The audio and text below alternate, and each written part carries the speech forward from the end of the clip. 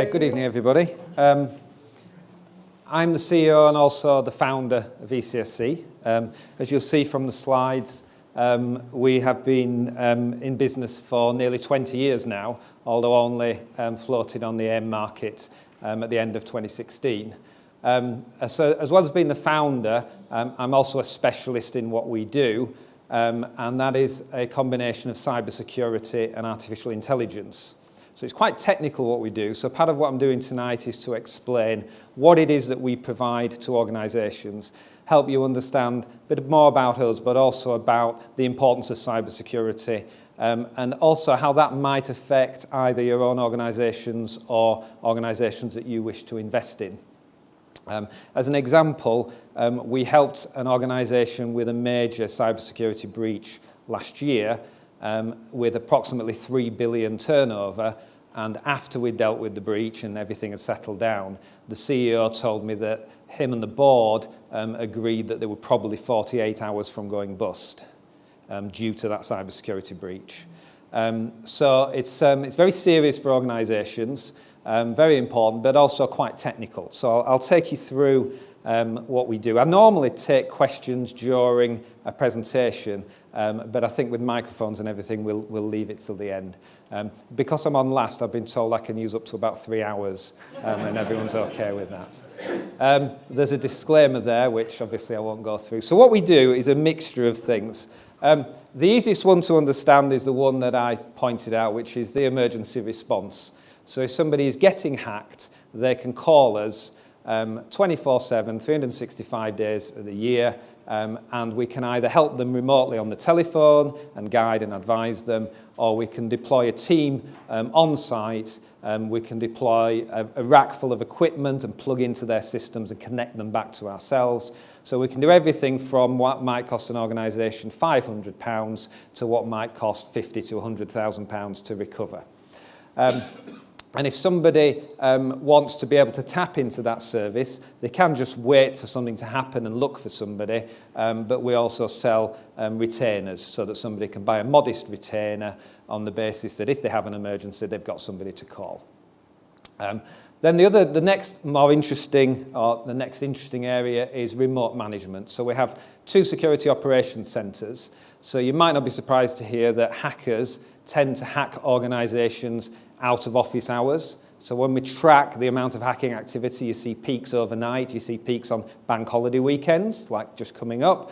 So there's 2 theories. One theory is people attack you when your defences are low and your IT staff aren't there watching things. And the other theory is they attack you when they're not at school. But either way, you see a peak of activity outside of normal hours. And that's why we need 2 security operations centres. So we don't think it's appropriate for the person watching your cybersecurity and alerting you to a breach is working a night shift, partly because the market for cybersecurity personnel is very buoyant and people don't want to work night shifts. And we also think it's not appropriate for somebody who's particularly tired to be watching your cybersecurity. So we have a security operations centre in Yorkshire, if you haven't been able to tell from the accent, and we also have another one in Brisbane, Australia.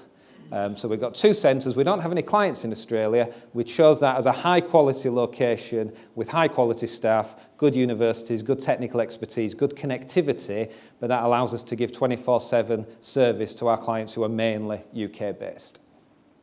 The technologies we use for this remote management and monitoring is our own technology. So we have our own technology and our own artificial intelligence, and I'll tell you a little bit about what that does. Then the other side of the business is a range of consultancy services. So this is what you'd expect from a professional services organisation. We have consultants, predominantly work on client sites, and the sort of things they do, if it's a board of directors who say, look, we just want to understand where our cybersecurity risks are, then we'll hold a cybersecurity review, which is a very in-depth technical investigation, but then we report it in pretty pictures. So there's a technical report for the technical people who have to fix the problems, and then there's some pretty pictures so the directors can understand cybersecurity for the first time. We then help with a range of standards. So there's a range of standards. The main 2, ISO 27001, an international standard for information cybersecurity, well established. It's been in various forms for nearly 20 years now. And then a payment card industry standard. So for the UK, that's any cards with Visa, MasterCard or American Express on them. And there's a standard for anyone who handles those cards from the shop up the street where you use your card to major processors and banks and people who issue you those cards. So there's an industry there of people who need certification. There's also a simpler standard called Cyber Essentials, which is a UK-only standard, and that's designed for smaller organisations. So if it's a small organisation of 5 people, we can still help them with something like Cyber Essentials. At the other end of the scale, we have clients. We have 10% of the FTSE 100 as clients. And then we do an interesting area down here, which the term in the industry is penetration testing. And what that means is you hire us to hack into your systems. Now, what we don't do, which some people think companies like ourselves do, is hack you and then come along and say, we've hacked you, would you like to employ us? Because in the UK, that is just illegal. The Computer Misuse Act is very clear. If you access somebody's systems without their authorisation, it's a criminal offence. So people hire us, we hack into their systems, and then we report back on how we've done it and help them fix things before it becomes an emergency. So that's a range of things we do. So a combination of consultancy on client sites, helping them, incident response and managed services. Now, the market is obviously interested in the fact that we do managed services, typically 3-year contracts, recurring revenue, and the fact that we have our own technologies that we've been developing for nearly 20 years. But the consultancy side is very important because if you look at where we win managed services, 9 out of 10 managed service wins are people that we've consulted with for between a year and 2 years. The exception is sometimes in a managed service. I said our sales cycle for a managed service is do 2 years of consultancy and then spend 6 months scoping a managed service. So that's a typical route. If it's somebody who's just been hacked, the route to a managed service is normally about 20 minutes. So it depends on the route, but usually you win clients through consultancy. You develop a relationship, you develop trust, you demonstrate how good you are, and then on the back of that, you then get the opportunity to take over the management of some of their systems. So quality over here is key. And an indication of quality is since we started, we've turned over in total about £25 million. So last year we turned over 5.4 million. We've got January to December financial year. Out of that £25 million of revenue since we started, our bad debt in total is £35,000. So that's an indication of the quality of what we do, the fact that our bad debt is so minute, and 20,000 of that is one company that went bust. So the quality of what we do is very high. We're very well regarded in the industry. Our retention, etc., of clients is extremely good. The market's estimated at about 3.3 billion in the UK. So that's really taken as the percentage of IT spend, hardware, software services that people are putting into cybersecurity. So when we started in 2000, it was typical that people would spend 1 or 2 or up to 5% of IT thinking about security. Now it's more typical that people will spend 10, 15, 20, 25% of their IT spend related to cybersecurity. So it's increasing importance. One of the reasons for that is the number of ways you can hack an organisation. So vulnerabilities in IT systems are discovered regularly. So new ways to hack into IT systems. And you might be surprised to know that for last year, the total number of new ways to hack into IT systems that were known and published amounted to over 15,000. So when we started, we used to meet formally once a week to review what are all the new hacking techniques that have emerged. Then about 5 years ago, we had to move to once every day. And over the last 2 years, we've moved to meeting formally to review all the new hacking techniques every 8 hours.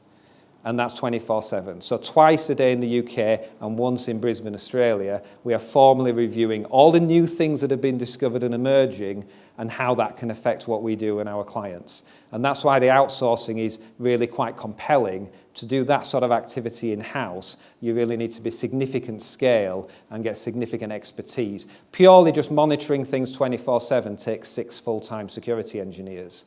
So you have to have really an IT team over about 100 people before you've really got any chance of doing this yourself in-house.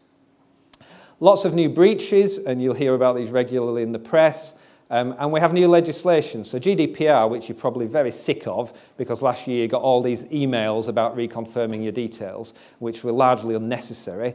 The legislation did not say that you had to do that, but lawyers advise people otherwise. But the part that you might not be aware of is that the fines for a cybersecurity breach are now 2% of turnover. Previously, it was a maximum of $500,000. So the fines for a cybersecurity breach, much higher, but it takes the Information Commissioner many, many months, sometimes up to 2 years, to investigate and issue those fines. So although this law came into effect in May last year, none of these fines have been issued yet. So the next significant change in our marketplace will be the level of fines that the ICO gives out.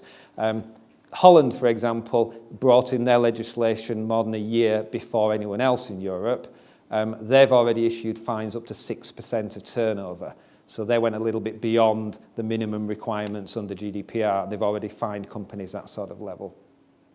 So expect significant market growth. Our pipeline's at record levels. And these are the results for our 2018 that we released in March. So we had organic growth of 35%. We've never done acquisitions. Our long-term average growth is 20%. So last year was a good year, 35%. The Managed Services division, which actually includes recurring revenue managed services and incident response, because it's the same team that deliver that, that grew at 56%.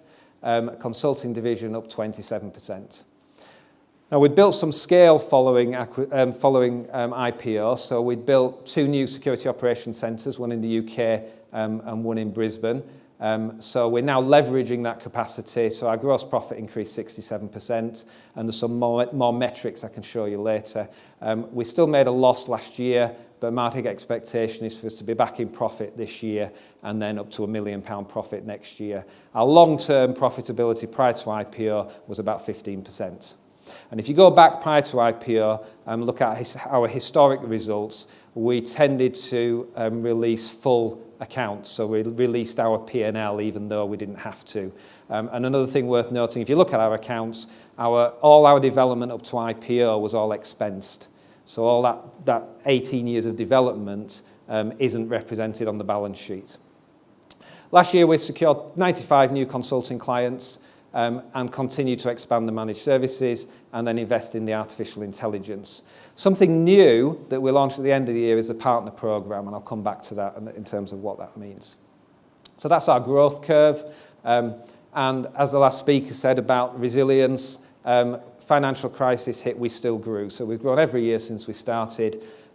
It was quite slow at the start, mainly because it was funded by me putting money on credit cards.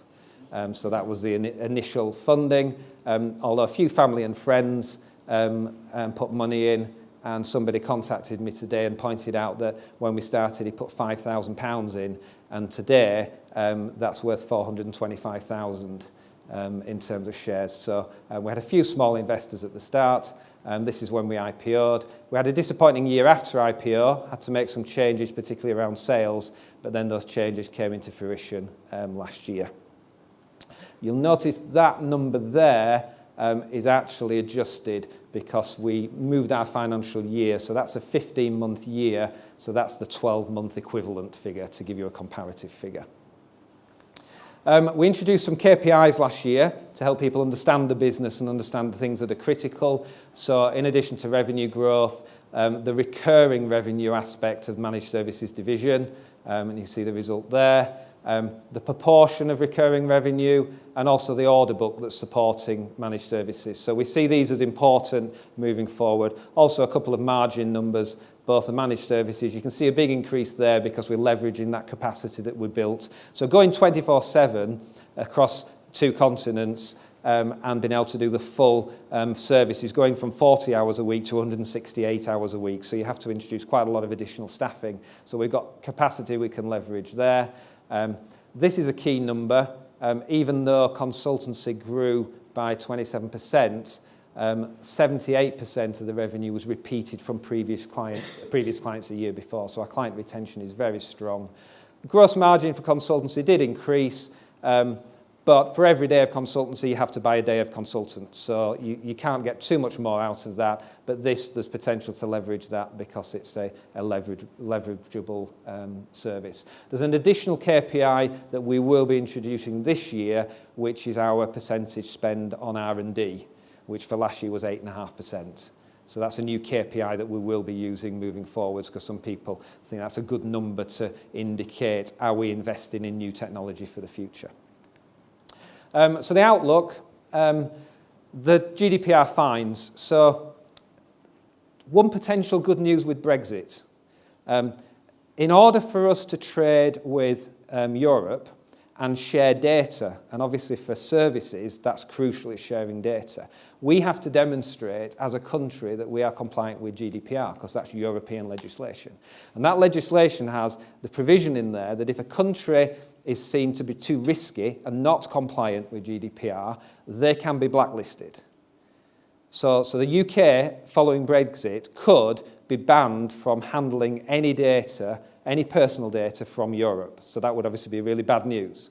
So what the government did, the paper they produced about the new Data Protection Act gave lots of really nice reasons why they were doing it, to protect all your data. Hidden on something like page 25 was the real reason, which was GDPR and Brexit. So what they did is they took the whole of GDPR and built it into UK law, so that following Brexit, we can say, hey, we're compliant with GDPR, keep trading with us. Now, in order to do that, we've got to demonstrate that we're taking it seriously. So under GDPR, if you've got fines of 2% of turnover for a breach as a maximum, and we don't issue significant fines, Europe could say, look, you're paying lip service to this. So that's an incentive for the Information Commissioner to actually issue significant fines. Now, obviously, I'm hopeful that they offer significant fines. But when you look at the logic behind it, TalkTalk previously had the joint largest fine. If you read the reports, if you were their CFO, you might say, well, look, we weren't investing in cybersecurity. I was saving £2 million a year. And that's my estimate on what they weren't doing. And they got a fine of £400,000. So as a CFO, I would say I've done my job. Now, under GDPR, that fine could be 200 million. So suddenly saving £2 million a year on underinvesting in cybersecurity doesn't look like a smart move. So that's going to be significant, the level of those fines. We don't rule out acquisition. But we develop our own technology, so we don't need to buy any. And when it comes to buying consultancies, in our marketplace, people who buy consultancies struggle to leverage value because significant consultants tend to leave. So we build our own consultancy and recruit the people we need. We increase the focus on managed services and leverage that extra capacity and get back to profitability, which is what we were used to prior to IPO. And the sales partners, we've done sort of a lot of work on our sales process and lessons learned from the expansion of sales that didn't go well straight after IPO, that we're now in a position that we can allow IT providers, IT resellers, to resell our services. So we're recruiting partners as we speak, and these partners can either refer business into our salespeople or can sell directly themselves. So developing that partner channel of resellers is really the next stage of our development, because we've got a very mature product set and services. And we're seeing a lot of interest here because a lot of people see a demand for cybersecurity within their client base, but don't have the capability to service that. So a quick summary. Cybersecurity is key now. If you've got a potential risk of 2% of turnover, then that's a material risk and needs to be discussed and understood at board level. We've got a proven range of services in cybersecurity, from consultancy and standards through to managed services and incident response. Good demand, new and existing clients, and we've got this new regulatory framework which is driving new sales. Our new artificial intelligence, I'll give you an example of what that does. A typical client will send us lots of information that we have to make sense of. And an average client who is doing that, and we're monitoring their systems 24/7, might send us 5 billion pieces of information in a month. Now, that's a lot of information to sift through, and that's where artificial intelligence comes in. Because for a typical client, those 5 billion pieces of information, the artificial intelligence technology will bring that down to about 200 things to investigate. Now, you can buy software that will try and do this, but those 200 things will be for you to investigate, and that's where people tend to fail. What we do is feed that information into the security operations centres, where the analysts are there interpreting that and guiding the client. So out of the 200 things that the artificial intelligence feeds into our security operations centre, we may raise a tenth of that with the client to investigate, and we may identify one thing of significance that is worth waking them up at 2 a.m. in the morning to say, we think you've got a security breach. So we really like artificial intelligence, and we've got a proven set of technologies, but we're very sceptical of artificial intelligence that promises that it does away with the need for expertise. We develop our own technologies. If we thought this was capable of replacing all these people, then we wouldn't have all those people. And I'd have got a helicopter here rather than the train. In theory, this may be good enough, but the reality is artificial intelligence isn't quite as good as the media makes you think, which is why self-drive cars keep running into static objects. And for example, we've got an employee who, when she looks at her mobile phone to open her phone, so it looks very clever, it recognises her face, but if she points her mobile phone at her 3-year-old son, it also opens it. So technology is not quite as good as the providers make you believe. The key thing for us is that our technologies are about our ability to deliver service. It's not about selling it to the clients for them to use. It's part and parcel of our managed service. So I've gone 1 minute into question time. Thank you for not pushing me on that. So I think at that point I will open up for questions. Great. Thank you. Thank you.